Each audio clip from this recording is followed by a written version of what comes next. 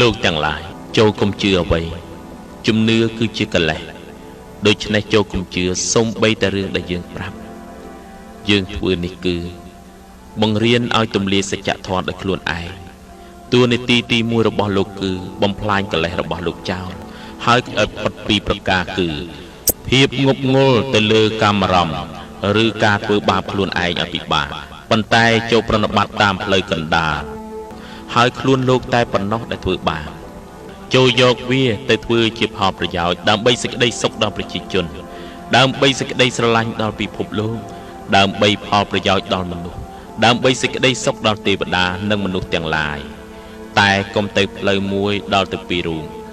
ចូលសម្ដែងធម៌ឲ្យស្រស់បំព្រងនៅក្នុងជំហានដំបូងហើយនៅទីបំផុតចូលប្រកាសសាសនាហើយតាំងចិត្តឲ្យបរិសុទ្ធស្រស់